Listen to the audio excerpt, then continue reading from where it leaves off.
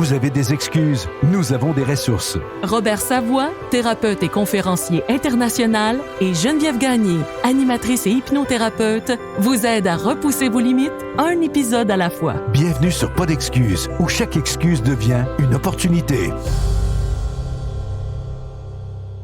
Robert, comment ça va? Hey, ça va super bien, surtout aujourd'hui. Surtout aujourd'hui. Oui, dans cette rencontre, c'est spécial. On a quelqu'un de fantastique, puis un gars de cœur que j'aime profondément. Et quelqu'un que vous connaissez très bien parce qu'il y a quand même une présence médiatique de plus de 30 ans dans l'univers culturel. C'est le fils d'un homme qui a marqué la culture québécoise. Il est comédien, animateur, auteur. C'est un cinéaste également, conférencier. Puis c'est surtout un homme de cœur. Un homme qui a une empathie extraordinaire et c'est un homme qui ne se gêne pas pour transmettre ce message-là aux gens. Vous l'avez peut-être reconnu avec ma description parce qu'ils ne sont pas nombreux à porter la mission qu'il porte. C'est Jean-Marie Lapointe qui est là. Bonjour Jean-Marie. Allô Geneviève, salut Robert, Bobby International. Vous connaissez très bien, hein? Très, très Je bien. pense qu'on peut dire qu'on se connaît de plus en plus et on se connaît pas depuis 50 ans, mais dès qu'on s'est rencontrés, il y a eu un coup de foudre d'âme, une rencontre, une connexion. Et c'est tellement une gâterie pour moi d'être avec vous parce que je le sais, quand Robert est là, je sais que ça va me faire du bien. Puis nous autres, Geneviève, on se connaît parce qu'on s'est rencontrés au bassin olympique il y a plusieurs années à cause du bateau dragon. Te souviens-tu c'est quand? Ah, écoute, mon Dieu, ça remonte à tellement d'années, mais je me souviens d'avoir fait, dans ce temps-là, je pense que je faisais des reportages pour WhatsApp Montréal. Hey, t'as une mémoire hallucinante. Mais t'étais en Estrie à cette époque-là, je pense. En fait, je suis originaire de l'Estrie, donc j'ai côtoyé ton père parce que j'ai travaillé comme serveuse dans un restaurant et c'était un client régulier qui passait nous voir de temps en temps. Et je me souviens, je me souvenais pas de cette rencontre-là, mais puisque tu en reparles, je suis impressionnée par ta mémoire, Jean-Marie. Vraiment impressionnée. Bon, ben écoute, je vais toucher du bois. Je vais te dire que j'ai encore toutes mes capacités cognitives pour l'instant, mais c'est pas garant. Tu sais, j'en connais, justement, tu parles de mon père. Papa était atteint de démence dans les dernières années de vie, tu sais, puis tu ne sais jamais ce qui te prend au bout du nez, tu sais. C'est pour ça que de pratiquer la pleine conscience, la gratitude, puis d'être à tous les jours en train de dire merci. Ce matin, je me suis levé tout seul. Il n'y a personne qui est venu me chercher dans mon lit pour changer ma couche. Il n'y a personne qui m'a lavé dans la douche. Il n'y a personne qui est allé faire l'épicerie à ma place. Tu sais, je jouis d'une grande autonomie, d'une grande liberté. Et quand tu en prends conscience, tu la prends plus pour acquise, cette liberté-là. Tu te dis, wow, quel beau cadeau. Tu sais, on fait déjà partie des 10% de la planète les plus chanceux. J'ai un toit, j'ai une job que j'aime, je suis autonome, je suis en santé. Wow! C'est déjà immense. Alors, imagine, on a le luxe de pouvoir tergiverser, philosopher aujourd'hui ensemble pour nous-mêmes, puis essayons d'offrir du bien à ceux qui vont nous regarder puis nous écouter. Oui. Puis merci tellement, Jean-Marie. Je le sais que tu es très occupé dernièrement, surtout avec les tournages que tu as pour ta prochaine émission. Merci d'avoir pris ce temps-là, si rapide, d'avoir répondu aussi avec ton équipe. Là, J'ai le goût de commencer, avant qu'on entre dans le sujet du bénévolat et de l'empathie, j'ai le goût de commencer parce que Robert est dans la pleine conscience et dans la conscience de ses émotions depuis plus de 25 ans maintenant. J'ai commencé à faire de la croissance personnelle à l'âge de 26 ans, j'en ai 47, ça fait 21 ans. Et je sais que toi aussi, Jean-Marie, tu as ce discours-là qui est très présent dans ton langage, dans l'être que tu es depuis déjà de plusieurs années. Avez-vous l'impression que le reste de la société ou que c'est moins tabou et c'est encore plus populaire d'en parler aujourd'hui? Avez-vous l'impression qu'il y a vraiment un travail qui s'est amorcé dans les dernières années pour élargir et toucher encore plus de gens dans cette espèce de connexion spirituelle-là, sans passer pour un illuminé, là? Non, vas-y donc, Bobby, pour commencer. Ben, OK, tu parlais aux deux. Je pensais que je disais, hey, elle respecte tellement l'appel vous. Attends, elle ne connaît pas. Il est con, oui, je suis Robert. Non, mais je parlais aux deux parce que, puis je vais le dire en toute transparence, quand j'ai dit à une amie que je faisais un podcast avec Robert, elle en a parlé à sa mère, puis elle a dit, mais il n'est pas dans une secte, lui. J'ai dit, oh mon Dieu, que ce sont de vieilles croyances qui appartiennent à une certaine époque où quelqu'un qui était conscient avait l'air d'être complètement illuminé. Ben, ça arrive aussi souvent en Europe, hein? Oui. En Europe, faites attention, c'est un gourou. Encore, c'est très fort là-bas. Ça en fait partie. Pas tous, mais ceux qui sont pas dans la conscience et dans cette partie-là de leur vie, là, c'est ce qu'ils peuvent croire. Écoute, Jean-Marie, moi, là, j'ai hâte de t'entendre. Finalement, il te refile la balle, Jean-Marie. Hein? Il te renvoie la POC à savoir ce que toi, t'en penses. Bon. Là, je me mets à la place des gens qui nous écoutent et qui nous regardent. Ils se disent, sacrément, arrêtez, mais on s'en la balle, répondez. Je vais briser la glace. Pour répondre à ta question, Geneviève. Je vais y aller après. Ben, moi, personnellement, dans mon univers, auprès des personnes que je côtoie, nous sommes que là-dedans. Dans le langage de pleine confiance, le langage du cœur. On est dans la vérité, dans la vulnérabilité, et c'est ça mes projets, que ce soit des projets de podcast, de radio, de télé, de série, de livre, peu importe. Le dénominateur commun, c'est ça, c'est de la vulnérabilité, c'est la vérité, c'est de l'authenticité, et c'est aussi dans le but de faire du bien, dans le but de servir, d'être à l'écoute de l'autre, à l'écoute de soi, bien évidemment. Donc, oui, je pense qu'on fait partie, en 2024, d'une génération de communicateurs, de communicatrices de cœur. Il y en a de plus en plus, mais c'est pas assez répandu parce que je suis persuadé que je change de milieu, je m'en vais dans un autre quartier, dans une autre ville, je vais passer peut-être pour un martien.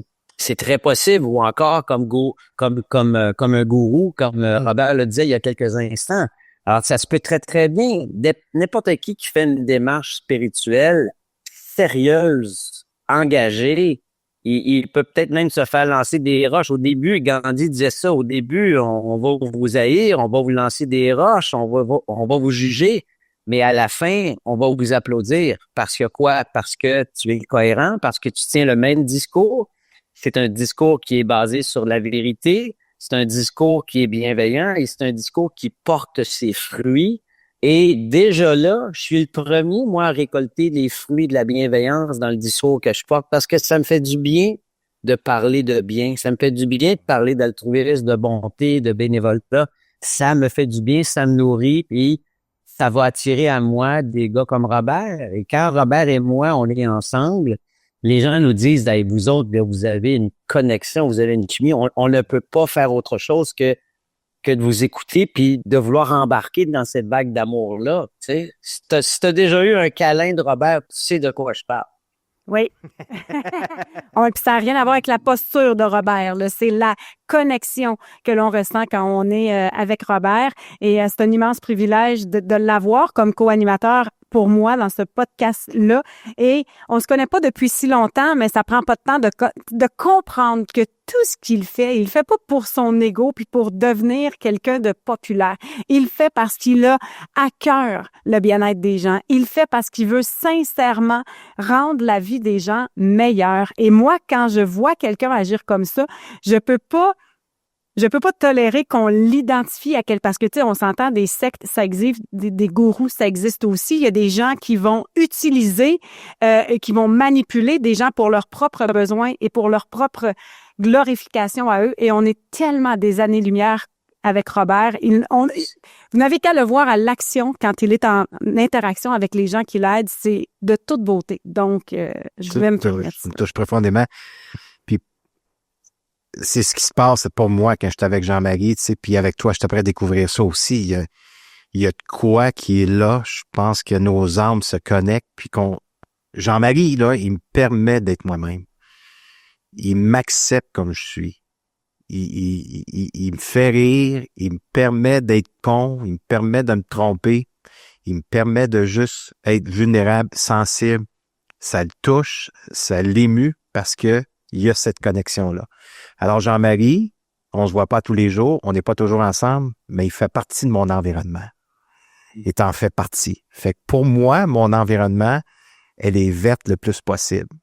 Puis quand mon environnement extérieur, il est vert, puis je vois qu'elle est verte, c'est parce que la mienne intérieure, elle va bien. Et quand les gens rentrent dans mon environnement, puis que sont pas tout à fait à cet endroit-là, que je suis pas mieux qu'eux autres, là. C'est juste qu'on n'a pas cette énergie, elle est différente, puis que je suis pas aussi attaché, puis ça fait que, OK, c'est correct. Ces gens-là, ils me montrent autre chose, mais c'est sûr que je serai pas de retour avec ces personnes-là. Puis tu vas Je les enlève pas. Je Non. les enlève pas, mais je rajoute des Jean-Marie Lapointe. Je rajoute des Geneviève Gagné. C'est ça que je fais. C'est ça qui fait la différence. Puis ça goûte bon, tu sais. Puis ça n'a pas toujours été mon cas dans ma vie. Puis Jean-Marie, je pourrais parler pour un petit peu. Ça n'a pas été tout le temps son cas dans sa vie. Puis je pense que Jean-Marie va pouvoir ajouter là-dessus, mais j'ai dû aller dans cette direction-là pour être capable de savourer l'environnement que j'ai aujourd'hui. Jean-Marie, ça fait plusieurs années que tu portes un discours de se tourner vers l'autre, de tendre la main à l'autre. Tu as fait beaucoup pour l'itinérance, tu as fait beaucoup pour la blessure humaine pour laquelle il faut avoir de l'empathie. Tu sais, quand tu disais, moi, je fuis pas tellement les gens qui sont pas dans ma vibration. Moi, je vais surtout les observer avec beaucoup d'empathie. Et toi, Jean-Marie, tu as ce discours-là depuis quelques années.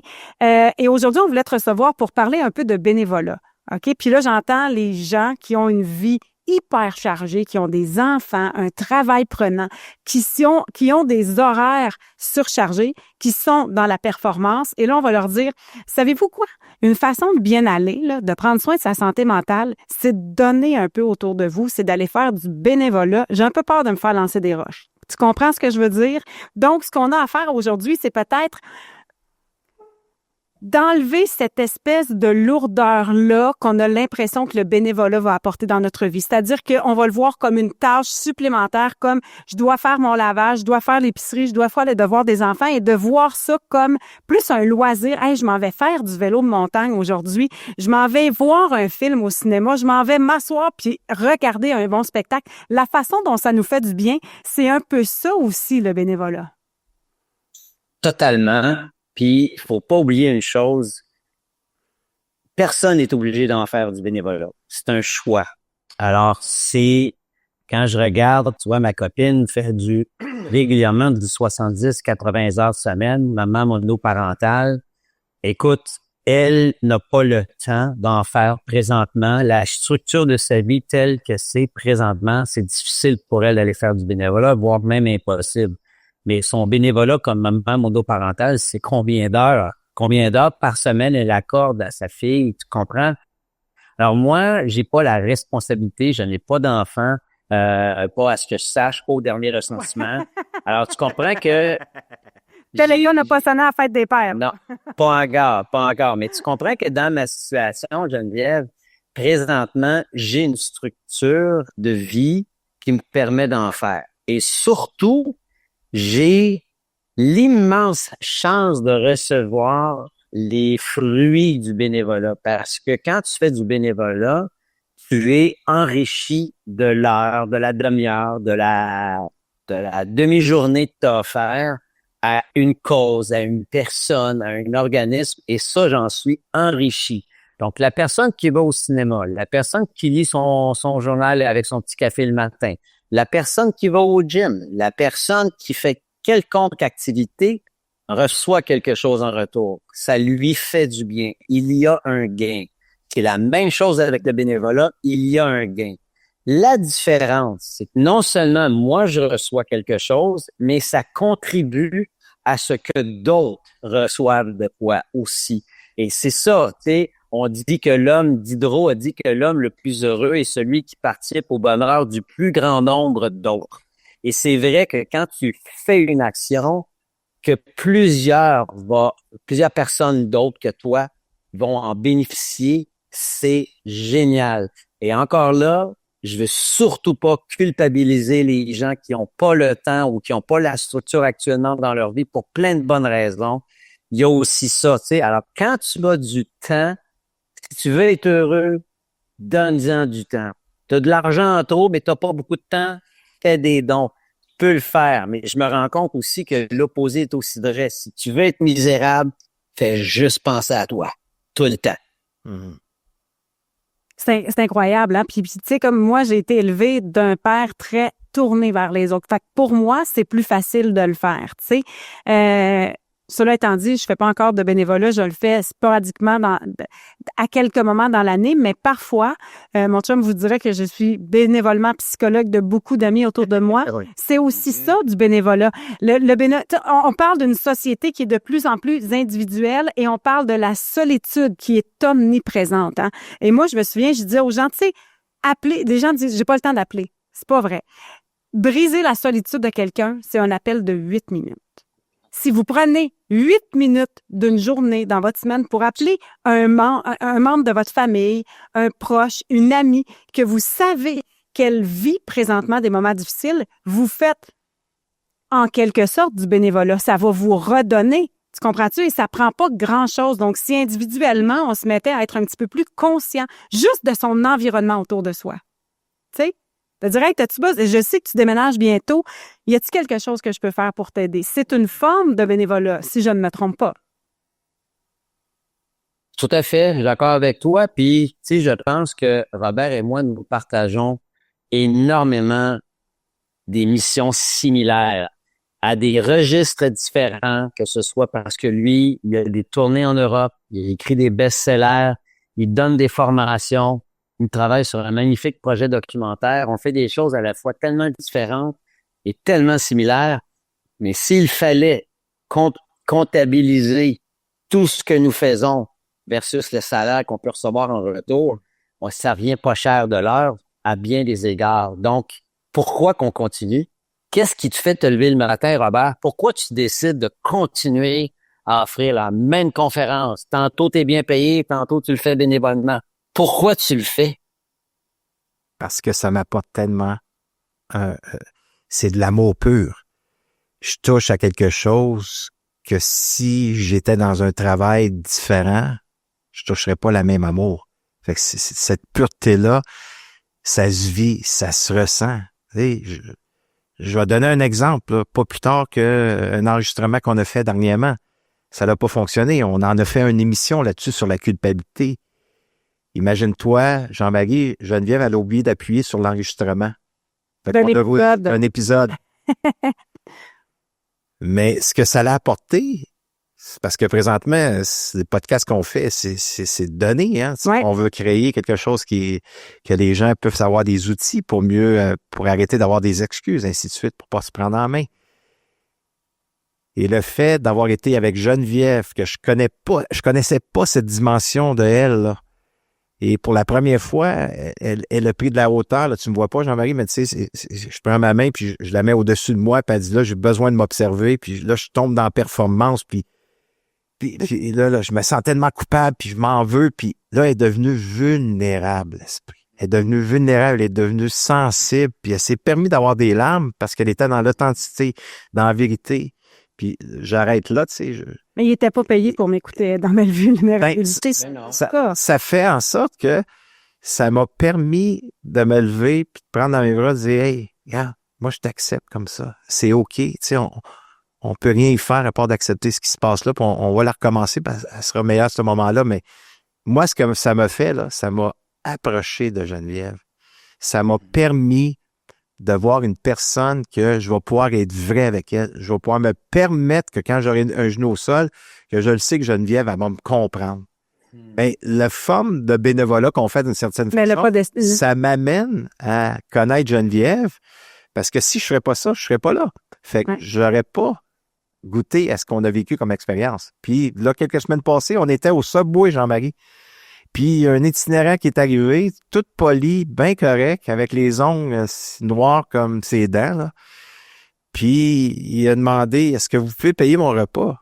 Et Geneviève a dit, qu'est-ce que tu veux manger tout de suite? Oui. Il dit, j'ai faim. Puis elle dit, va chercher ce que tu veux, là. Elle a fait confiance. Il a été commandé ce qu'il voulait, sans en prendre trop, mais se prendre un repas chaud. Elle s'est levée et a été payée. Bravo. C'est geste d'amour inconditionnel, tu sais, pour son prochain. Puis Toutes les autres alentours de Geneviève, là, ils l'ont même pas regardé, ils l'ont ignoré, puis toi, tu y as regardé avec un grand sourire. C'est quoi t'as besoin? Un repas? Regarde, je vais te le payer. Mais en même temps, je me souviens de ce moment-là, et quand tu dis que ça nous fait du bien à nous, ça aussi, il y avait une indifférence dans la salle avant que je pose le geste, et à la fin, il y a un monsieur qui est venu me voir et qui a dit « C'est beau ce que vous avez fait », puis je le fais à l'occasion, puis je vais me permettre de le refaire aussi, parce que quand tu vois montrer ça, l'exemple. ben c'est quelque chose de positif, c'est quelque chose de beau qui rayonne au-delà de soi. C'est un peu ça. Ça, deux choses que je veux ajouter sur ce que vous venez de partager. Premièrement, c'est des beaux gestes de générosité qui, là, on en parle dans un podcast, mais déjà là, tu étais enrichi par la générosité que tu avais offerte à l'autre. Et là, on en parle. Tu sais, c'est correct, c'est parfait, puis ça va inspirer. Je le sais que tu le fais pas pour retirer du crédit, tu le fais juste pour partager un geste de vérité et de bonté, et que on sait aujourd'hui, nous sommes dans la capacité d'offrir un repas à quelqu'un. Qui sait si un jour, on va pas avoir les rôles qui vont s'inverser. C'est ça aussi la vie. C'est ça la vie. Et c'est ça la compassion. C'est ça la bienveillance. C'est de réaliser que, j'ai été là. J'ai été dans la survie. J'ai été dans la difficulté. Maintenant que je suis dans une belle abondance, est-ce que je suis capable d'aider l'autre? Ben, certainement, je le fais, tu sais. Alors, tu sais, ça, c'est important de se le rappeler à tous les jours. Puis en passant, Robert, je te vois. Alors, quand tu fais de la hauteur avec ta main, je le vois, là, en passant. Si tu voulais faire des niaiseries... La technologie est un petit peu moins... ouais. Je vois tout. Je vois tout. Comme le bon Dieu. Je vois tout. Et l'autre chose que je voulais juste dire, parce que, évidemment, si on avait à décrire ce que tu as ressenti, toi, Geneviève et Robert, quand vous avez aidé la personne en situation d'itinérance, on pourrait dire qu'il y a une chaleur dans ton cœur. Il y a une chaleur dans ton corps. C'est que ça fait du bien. Ça, c'est la façon intelligente d'être égoïste. Ça vient du Dalai Lama, ça vient de Mère Teresa. Il n'y a pas de mal à être égoïste dans le but de faire du bien. Ça nous fait du bien en partant. Et la deuxième chose, il y a une explication scientifique qui s'appelle sérotonine, une hormone du bonheur. Lorsque nous posons un geste de bonté, de générosité, on ressent du bonheur, on ressent une chaleur. La sérotonine est sécrétée dans notre cerveau, dans notre corps, on se sent bien. La personne qui reçoit ce geste-là, la personne en situation d'itinérance à qui tu as payé le Subway, ressent ça. Et tu l'as expliqué, le monsieur qui est venu te voir et qui dit « Merci, madame, de l'avoir fait. Vous m'encouragez à le faire encore. » Ben lui aussi, il a été sous l'emprise de la sérotonine. Donc, l'exemple démontre à quel point que d'un geste de beauté et de bonté, ça bénéficie à tant de gens. Et ça, si on revient avec la thématique du bénévolat, c'est ça, right on. C'est un marchand de sérotonine, le bénévolat. Mais les gens ne savent pas tout le temps qu'est-ce qu'ils peuvent Il y a faire. une chose que Jean-Marie fait aussi, qui m'a appris, puis que je le faisais parce que je porte ça, mais de la façon qu'il l'a dit, quand tu donnes, tu renforcerais ça, Jean-Marie, dans le sens que quand je donne un 5 $ à un itinérant, là, c'est pas de mes affaires ce qu'il va faire avec. Je dis ça comme ça, là, peut-être, c'est pas de mes affaires. Parce que si pour lui, c'est un moment, si pour lui, c'est un moment-là, il a besoin de boire pour fuir son mal pour l'instant, c'est pas la meilleure chose à faire, mais on n'est pas dans ses souliers, on ne sait pas ce qu'a vécu cette personne-là pour se rendre là. Et si on lui donne ça, puis qu'avec ça, il peut se permettre à ce moment-là d'enlever sa souffrance pour un moment, mais regarde, je suis d'accord, c'est pas le meilleur choix, mais c'est pas à moi de décider ce qu'il doit faire avec. On lui souhaite qu'il s'en occupe de la bonne façon, mais après que je le donne avec une bonne intention. Je le donne en faisant un geste, un acte d'amour pour la personne. Regarde. Et cet amour-là, il le reçoit. Et l'autre chose, c'est que, oui, puis c'est souvent ce qu'on entend, c'est souvent l'excuse. Là, vous êtes à pas d'excuse, OK? Donc, c'est souvent l'excuse qu'on entend. Mais moi, je leur donne rien, ça ne les aide pas, OK? Des fois, ça m'arrive dans ma voiture, puis ici à Ottawa, là, nous, on est en direct d'Ottawa présentement. Ici à Ottawa, il y a beaucoup d'itinérance. Et des fois, ça m'adonne pas toujours d'avoir une pomme, d'avoir de l'argent, de la monnaie pour leur donner. sais-tu qu'est-ce que je leur donne? Je leur donne un sourire. Je leur donne un regard. Je leur demande comment ils vont. Je leur donne une importance parce que il y a rien de pire pour un itinérant qu'un regard méprisant ou encore de l'indifférence. Comme si ces gens-là n'existaient pas dans notre société, dans notre entourage. Jean-Marie donne des chocolats, mais pas l'été parce qu'ils font. Ouais. Mais ils Non, font mais dans t'es le d'accord. cas. Mais t'es d'accord avec moi, Jean-Marie, quand je dis qu'il n'y a rien de pire qu'un regard méprisant ou de tout simplement l'ignorant. Voyez, avec Ouais. les émissions qu'il a fait. Là. Ben oui, puis je pense que tu saisis très, très bien, Geneviève, que de baisser sa vitre, de prendre le temps de regarder l'autre dans toute son humanité ici, dans toute sa dignité, même si ça dure 5 secondes, 10 secondes, tu lui demandes, c'est quoi ton nom? Moi, c'est Geneviève, je te souhaite une bonne journée. Aujourd'hui, j'ai rien, mais si je repasse de la main puis j'ai une pièce de monnaie, je te le jure que je la donne. Juste le fait de reconnaître l'autre dans l'état où il est, c'est juste ça. Et effectivement, si tu as un peu d'argent, si tu as une collation, si tu peux lui donner, puis juste en passant, essayer d'éviter les barres tendres, parce que ça a beau porter le nom de tendre, mais tu as beaucoup de gars et filles qui sont en situation de d'itinérance qui n'ont pas beaucoup de dents. Donc, ils donnent quelque chose qui se mange bien. Si tu n'es pas donné de la nourriture, donne quelque chose qui se mange bien ou offre-lui la possibilité de choisir. Tu lui dis, écoute, j'ai pas d'argent, mais j'ai une collation, j'ai ci, j'ai un Mae West, j'ai un chocolat. Ça te tente-tu? Il va te le dire si ça est tente. Généralement, il va sauter sur qu'est-ce qu'il peut manger ou qu'elle peut manger à ce moment-là. Donc, déjà là, de lui offrir ce choix-là, c'est grandiose. Puisque tu disais tantôt, Robert, tu sais, t'as tout à fait raison. Lorsque nous offrons une pièce de monnaie à une personne en situation d'itinérance, qu'est-ce qu'elle va en faire ne nous regarde plus. Le geste de bonté a été exécuté. Tu lui as donné 2 piastres, 5 piastres, peu importe. Puis si la personne est en sevrage d'alcool, puis tu le sais, c'est prouvé, quelqu'un qui est en manque de boisson pour une personne alcoolique chronique qui est dans la rue, si elle ne boit pas, elle peut en mourir. Personne en manque de cannabis ne mourra pas de manque de cannabis, mais de l'alcool, tu peux en mourir. Donc, si le gars, là, avec le 5 piastres, même s'il t'a dit « j'ai faim, ça fait 2 jours que j'ai pas mangé », puis tu vas te dire « je suis pas sûr qu'il a vraiment faim », mais tu lui donnes pareil, tu viens peut-être d'éviter quelque chose de plus grave encore. Dans la relation d'aide, on appelle ça de faire de la réduction des méfaits. Alors, si le gars qui est en situation de sevrage puis qui a besoin de boire, puis que tu lui as donné 5 piastres, son besoin, c'est pas d'aller manger, c'est de geler ou de juste nourrir son corps pour pas qu'il fasse une crise d'épilepsie puis qu'il meure. C'est simple de... Faire peut-être un crime, hein, Jean-Marie, faire un crime pour aller chercher de l'argent. Écoute, moi, j'associe à ça l'exemple de si tu fais de la plongée sous-marine, t'es 100 pieds sous l'eau puis tu manques d'air, je m'excuse là, mais tu vas aller voir le gars ou la fille à côté de toi, puis ça se peut que tu sois maladroit, tu vas peut-être arracher le détendeur de la bouche de l'autre puis tu te le crises en face parce que là, tu es en train de mourir. C'était un geste, c'est pas contre toi, c'est que lui, il a peur de mourir, puis là, c'est un geste de survie. Alors, la personne qui est à la surface puis qui manque d'alcool puis qui est en sevrage, là, le sevrage, là, c'est comme manquer d'oxygène. T'en as de besoin. Puis si tu l'as pas, ben tu vas peut-être rentrer dans un dépanneur, tu vas peut-être voler la caisse, tu vas peut-être défoncer la vitre d'une voiture, tu vas peut-être voler de quoi pour pouvoir l'échanger contre de l'argent parce que ton besoin présentement, ton corps te le dit, là, c'est pas de faire le party. C'est « Hey, je suis en manque ». Quand j'ai choisi de lancer ce projet-là, pas d'excuses, je me disais, je veux que ça aide les gens. À date, c'est mon épisode préféré. Parce que, puis tu sais, quand Robert m'a amené ça, on va parler à Jean-Marie, on va parler de bénévolat. Je dis là, on veut aider les gens à aller mieux, à prendre soin d'eux. Puis là, des gens surchargés, tu leur demandes comment prendre soin d'eux. L'itinérance, c'est omniprésent. Et de plus en plus, il y en a. Puis on est tous mal à l'aise, maladroit face à ça. On ne sait pas quoi en faire.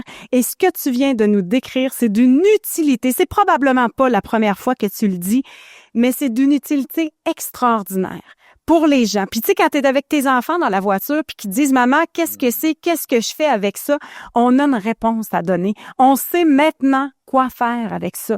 Et la façon dont vous allez agir avec ces gens-là peut être la petite lueur de lumière que ça lui prend pour dire « Sais-tu quoi? Aujourd'hui, c'est assez. Je décide de me prendre en main. » Tu sais, quand on disait « Ça fait du bien », ouais. Et pour faire du pouce sur ce que tu dis, je vais te donner une autre petite bribe d'information. N'oubliez pas que le gars ou la fille qui est en situation d'itinérance puis qui l'arrache, c'est peut-être le frère de quelqu'un, c'est peut-être la sœur de quelqu'un, c'est peut-être le père de quelqu'un, le fils de quelqu'un, la fille de quelqu'un. Donc, tu ne sais que quelque part, ce gars-là, là, il est en manque de lien. Il y a une brisure de lien. Et si moi, j'étais le père de ce garçon-là à qui tu donnes ou pas, moi, le père, là, mon petit discours mental dans mon cœur, je me dis, il est où mon fils? Qu'est-ce qu'il fait, mon fils? Y a-tu quelqu'un quelque part qui est en train d'en prendre soin? Parce que moi, je peux pas. Toi, Geneviève, toi, Robert, c'est cette personne-là qui peut aider ce père-là à faire du bien au fils qui est disparu. N'oubliez jamais, moi, en tout cas, quand je parle de ça, je suis toujours bourré d'émotions parce que si le gars dans la rue, sa face me revient pas, mais que j'ai une fraction de seconde puis je pense à sa mère puis à son père, ça change mon intervention. Tout de suite. Et si ça peut vous aider, là, en ce moment, on ne sait pas, est où notre nièce? La fille de ma sœur est aux prises avec des problèmes de santé mentale et de consommation, et malgré toutes les bouées qu'on lui envoie, malgré tout l'amour qu'on peut avoir pour elle, on a perdu sa trace. Et on ne sait pas si présentement elle est dans la rue ou si elle est dans un endroit où elle ne fait que consommer. On n'a aucune idée d'où elle est. Et c'est pas vrai que c'est parce qu'on est une famille dysfonctionnelle. Je connais des gens qui ont qui sont des pharmaciens, qui sont des réalisateurs, réalisatrices, la santé mentale, là, ça entre dans n'importe quel des Mon familles. frère, là, 3 ans passés, Geneviève, Jean-Marie, mon idole, un joueur d'hockey presque parfait. Il a joué avec Michel Therrien. C'était son roommate. Il couchait avec Michel Therrien dans la... C'est bizarre, hein, ce que tu viens de dire. Il couchait, dans la même maison d'accueil, tu comprends? Il était à Longueuil. C'est Jacques Lemay qui l'a coaché. Il a joué avec Mario Lemieux, Stéphane Richer. C'est un sportif comme... c'est un athlète comme Jean-Marie. Là, il bâtit une shape incroyable. Mais la répétition de traumatismes tels que les abus sexuels, je le dis ouvertement, pas pris soin, la mort de mon père, ça l'a amené à se tuer, à petit feu avec l'alcool. Puis pourtant, il y avait un Robert. J'ai pas pu rien faire. Non. J'étais présent, j'y ai parlé, Dan, je suis là, si je vis de l'impuissance, si je peux faire pour t'aider, des fois, donne-moi 100 pièces.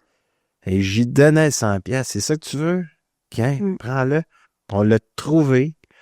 Parce que si ma mère, elle était pas là, probablement qu'on l'aurait trouvé sur un banc de parc. Puis il y avait tout pour réussir, mon frère. Là. Mais avec ses expériences qu'il a vécues, il y avait tout pour échouer aussi. Et il n'a pas su comment en prendre soin et ça l'a amené dans cette déchéance-là. Et on l'a trouvé à 57 ans, mort dans sa merde. Là. Fait qu'on a, tu sais, autour de la table ici, là, on est des personnes de cœur, on est des personnes bienveillantes et malgré ça, les personnages dont on vous parle depuis tantôt sont connectés à nous. Tu sais, fait que quand vous voyez ça, quand vous vous promenez en voiture et que vous voyez quelqu'un qui est dans cette situation-là, vous savez jamais quand ce sera pas un membre de votre famille ou un ami de votre entourage, tu sais. Puis la vie est ainsi faite. Donc, oui, vas-y, Jean-Marie. Non, puis c'est tellement beau ce qu'on échange aujourd'hui, puis je veux surtout pas que les gens se sentent coupables de nous intervenir, parce qu'il y a une chose importante, c'est que moi, tout comme beaucoup de gens, peut-être Robert, peut-être toi Geneviève, mais moi aussi j'ai fait semblant de ne pas regarder la souffrance dans la rue parce que ce sentiment d'impuissance-là, le jugement que j'avais, c'est humain aussi. Mais comme tout comportement et réaction humaine, ça peut changer. Ouais. Et ça a changé parce que j'ai été mis en contact avec une personne en situation d'itinérance qui m'a ouvert le cœur, mais totalement. Alors, ça se peut que vous soyez devant une situation, vous savez pas quoi dire, vous savez pas quoi faire. C'est correct. Ça fait partie aussi du cheminement, mais il est possible de changer ça, tu sais, et on le fait. L'important, c'est juste de reconnaître. Moi, là, des fois, j'arrivais puis je reconnaissais pourquoi je me sens mal. Ah, j'aime pas ça, voir ça. Ah, puis, ben déjà, de reconnaître que tu te sens mal, que tu trouves ça triste, que tu as peut-être même un jugement, d'en être conscient. C'est déjà une belle étape. C'est peut-être la même première étape d'un changement intérieur, de reconnaître que j'aime pas ça. C'est pas le fun. Ou, est-ce que je peux faire quelque chose? Hey, c'est déjà grandiose, tu sais. Alors, le plus important, je pense, c'est de reconnaître notre humanité en soi, puis de reconnaître notre impuissance, puis à défaut, comme disait le Dalai Lama, à défaut d'aider, si t'es pas capable d'aider, essaye de pas nuire. si je peux pas aider le gars dans la rue, ben lance-y pas des roches. Tu sais, au moins, essaye pas de... Au moins un sourire, Ouais. c'est au moins un regard aimant, puis peut-être juste une parole. Puis... Puis tu sais, Et ça, Robert, c'est l'étape après. Mais ce que je suis en train de te dire, c'est même avant, si tu te ne sens même pas capable de sourire, puis de baisser ta vitre, puis de lui souhaiter bonne journée, si t'es pas capable, au moins, ne nuis pas. C'est déjà une grande pratique spirituelle de ne pas nuire à d'autres. Puis tu sais, pour en revenir à la culpabilité, tu sais, si en ce moment, faire du bénévolat ou prendre soin des autres, c'est trop pour toi parce que tu dois d'abord prendre soin de toi, c'est correct. Tu sais, peut-être que dans 2-3 ans, c'est là que cet épisode-là va prendre tout son sens parce que tu vas avoir réussi à reprendre le contrôle sur ta vie, puis tu vas avoir envie de redonner, puis tu vas avoir de l'espace dans ta vie, dans ton cœur, dans ton état mental pour prendre soin des autres. Tu sais, c'est très, très important. On a fait un épisode sur la culpabilité. Si vous ne l'avez pas écouté, vous pouvez remonter dans les podcasts. C'est ça qu'on veut dire. On ne veut pas culpabiliser personne. On veut juste donner des outils pour... Parce que c'est pas évident de comprendre. Sensibiliser, exactement. Je cherchais le mot. Oui, Ouais. sensibiliser. C'était magnifique, Jean-Marie. Pour vrai, merci parce que je pense que ça va éclairer bien des gens. Puis je sais que tu portes ce message-là depuis bon nombre d'années. Peut-être que j'étais plus prête à l'entendre et à l'écouter, quoique j'avais quand même déjà senti l'ampleur de ton message. Mais la façon dont tu l'as exprimé aujourd'hui, je pense que ça va toucher bien des gens. Tant mieux. Puis, tu sais, l'échange que nous avons tous les trois aujourd'hui, je sais que, personnellement, moi, ça me fait du bien d'être avec vous. Robert, je te connais, je sais que ça te fait du bien aussi. Même chose, j'imagine, pour Geneviève. Mais je pense que, déjà là, si ça peut susciter les personnes qui nous écoutent et qui nous regardent de se dire, de se questionner, où est-ce que je pourrais donner de mon temps? Ouais. Où est-ce que je pourrais aller, tu sais? Et offrir un peu de mon temps ou peut-être de faire un don, c'est grandiose aussi, tu sais. Alors, moi, je pense que ça, c'est le fun de pouvoir l'encourager. Puis, tu sais... Jean-Marie, juste regarder en étant président de la Fondation Joanna Comtois, OK? Jean-Marie, il est vice-président. C'est la maman. Natacha est la présidente. Qu'est-ce qui m'a touché suite au bénévolat que tu fais, puis en étant très présent pour cette fondation, tous les sous sont remis à 100% à la Fondation Joanna Comtois et qu'eux remettent les sous à l'hôpital de Sainte-Justine de Montréal pour la recherche pour les cancers. Joanna, elle est décédée à l'âge de 14 ans. Jean-Marie va pas en parler. Et ce qui m'a vraiment touché de ça, suite à tous les dons ramassés, des recherches qui ont été faites, quand Joanna, elle est décédée, là, 80% des gens mouraient de ce cancer. Et aujourd'hui, c'est l'inverse. 80% des gens vont vivre et 20% des gens vont décéder. Mais ça, c'est le bénévolat qui a amené à faire des différences majeures. Ramasser des fonds.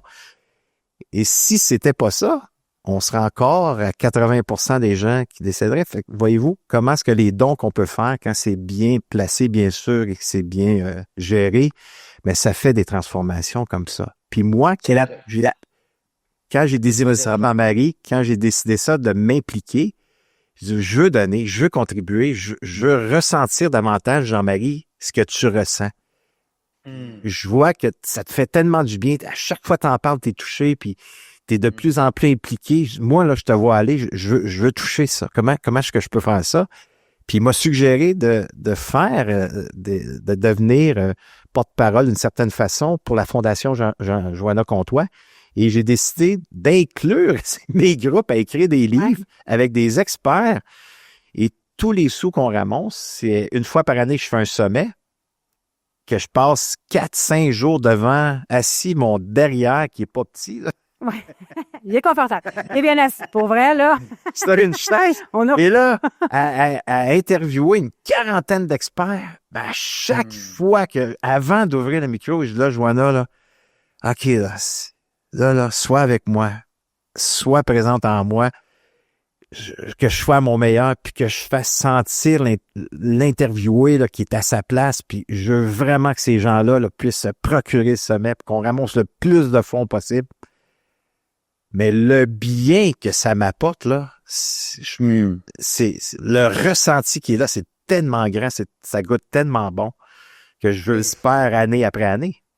Moi, mais Robert, ce qui est fabuleux dans ton cas, c'est que tu ne l'as pas connu, Joanna. C'est facile de t'impliquer quand tu as connu cette petite puce lumineuse, tu sais. Alors, je trouve travers toi, tu me le fais connaître. Oui, mais ce que je trouve touchant, puis Natacha, la maman de Joanna, pourrait t'en parler, elle, de voir que sa fille survit dans le cœur de même des personnes qui ne l'ont pas connue, c'est fabuleux. Vous avez aucune idée à quel point vous enrichissez, vous remplissez le cœur de Natacha parce que on parle de Joanna, tu sais, on la garde vivante parce que Joanna, elle avait peur d'être oubliée. Elle a lancé une fondation pour sauver des vies, mais à travers ça, on garde la mémoire puis la mission de Joanna. Elle est toujours vivante, puis ce qui est le fun dans ce que tu dis, c'est que toi, tes projets, il y a des projets, il y a des sommets, il y a des livres dont les profits vont au Fonds Espoir de Joanna Comtois, puis j'amènerais une petite nuance. Tu dis pas faux quand tu dis 80% des cancers rares aujourd'hui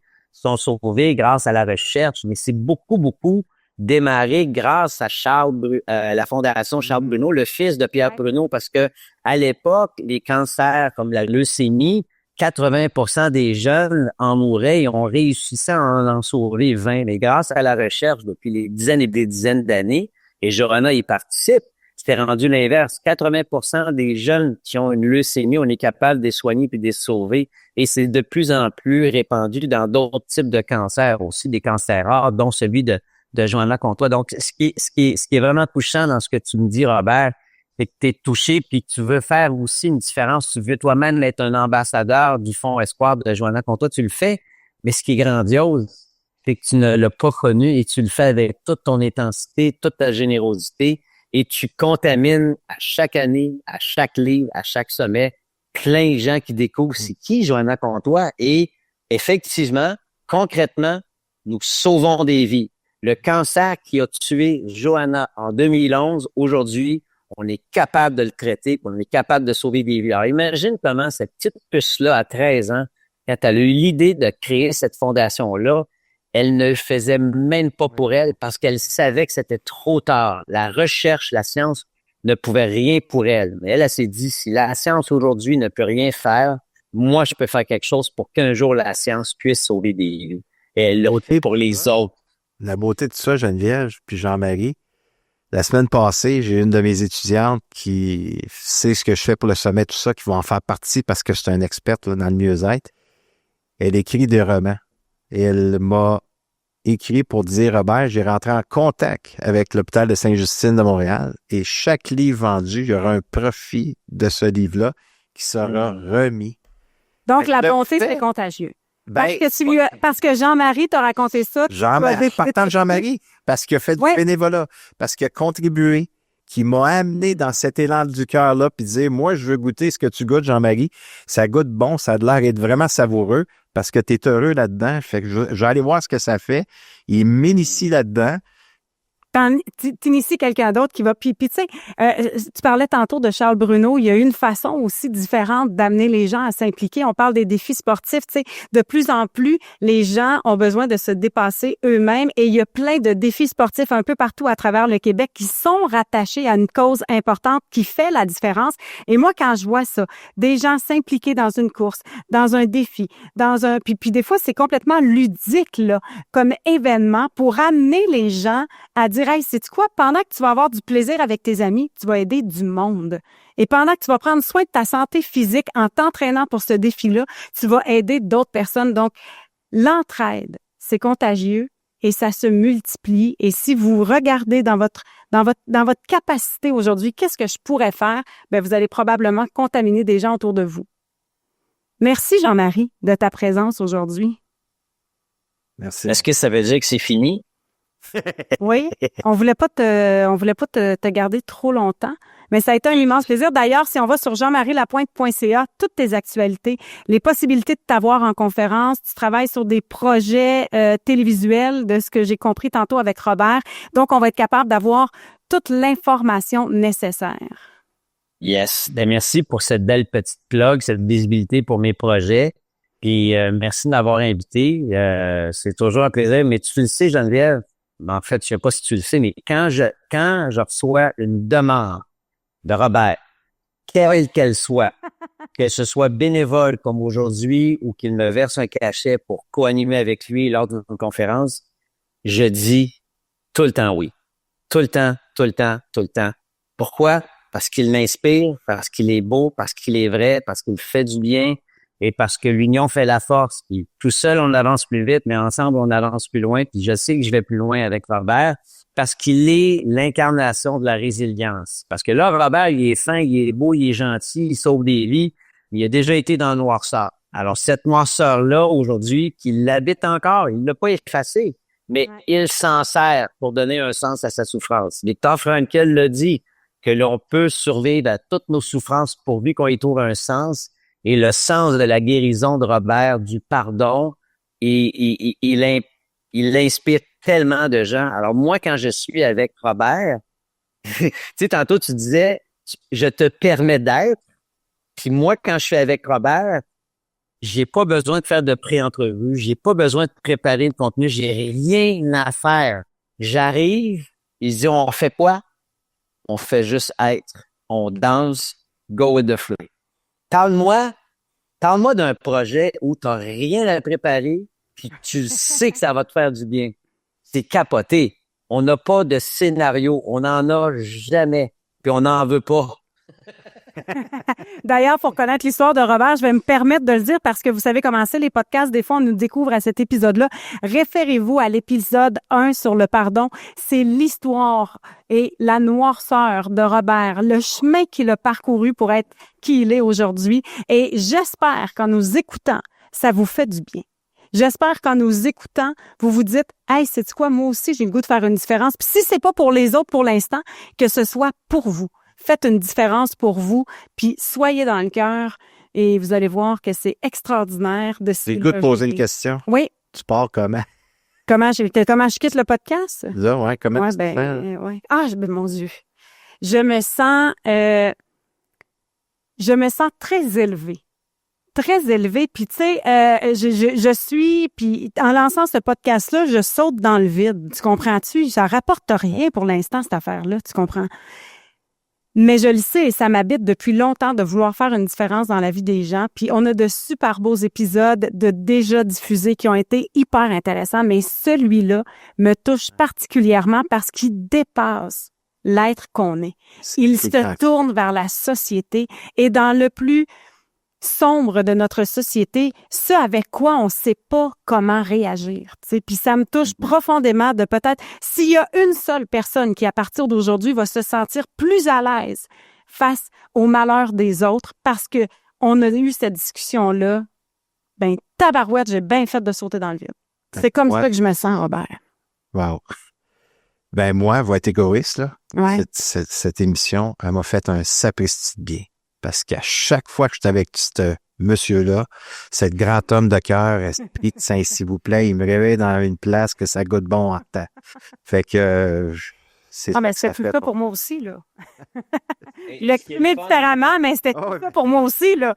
Ouais. Mais vous avez remarqué qu'en presque 1 heure, 3/4 d'heure, 1 heure, on a été dans du vrai. On n'est pas dans le small talk, on n'est pas dans la bullshit, on est dans le vrai, puis je sais qu'au fond de nous, tous, êtres humains, on aime être là-dedans. C'est juste que des fois, on ne sait pas toujours comment accéder à cette zone de vérité-là. Mais ce que je trouve beau dans ce que tu as dit dans ta conclusion, quand Robert t'a dit avec quoi tu reparles, comment tu reparles, tu as osé dire, moi, j'ai lancé ce podcast-là sans savoir où ça me menait, si un jour ça allait être payant ou pas. Mais tu as fait quelque chose. Tu as écouté ta voix. Puis ça, c'est mon mot de la fin que je vous dépose. C'est une citation de Parker Palmer qui dit « C'est pas important ce que tu veux faire dans la vie. C'est pas important ce que tu vas faire. dans la vie. Ce qui est important, c'est d'écouter ce que la vie veut faire en toi. Et ce que la vie voulait faire en toi, c'était ça. Et dans mon humble petite expérience de terrien de 59 ans, à chaque fois que j'ai écouté ce que la vie voulait faire en moi, jamais je me suis planté, jamais je me suis trompé. Jamais. Laissez la vie passer devant vous. Mais Devant et en nous. Devant et en nous. Elle passe devant nous, puis elle passe en nous. Écoute ta vie. Écoute ce que la vie veut faire en toi. Ça, c'est fabuleux. Puis je pense que on est tous les trois dans cette zone-là. On le répète, puis j'ose croire que ça va inspirer plein de gens. Tant mieux. Allez-y. Merci Jean-Marie, ça a été un bonheur de te revoir. Ça faisait quand même quelques années, hein, depuis le bateau Dragon, là. Yes. Merci. Jamais trop tard. Hey, je vous embrasse. Merci, mon frère. Bye bye. Merci, mon frère. Oscar. Mon Dieu, quelle belle personne. Quel être extraordinaire, quel être gentil. Et j'espère que vous avez apprécié cet épisode-là autant qu'on a pu l'apprécier. Et j'espère que ça va vous inspirer. Et réagissez, on vous le demande souvent, là, info@commercial-pas-d'excuses.com. OK, vous pouvez nous écrire, vous pouvez réagir. Si vous avez envie de le faire, faites-le. Si vous avez encore envie vous avez besoin de réfléchir à la conversation qu'on vient d'avoir, faites-le. Si vous voulez le partager, hein, faites-le également. Vous pouvez nous suivre sur les réseaux sociaux, Facebook, Instagram, TikTok. Pas d'excuses. On n'a pas d'excuses pour ne pas bien aller. Et voilà. Merci. Merci. Bye bye. Voilà, c'est tout pour cet épisode. Pas d'excuses, juste des actions. Partagez-nous vos impressions, commentaires ou suggestions à info@commercial-pas-d'excuses.com. Merci d'avoir écouté Pas d'excuses. On se retrouve au prochain épisode et d'ici là, faites de chaque excuse une opportunité.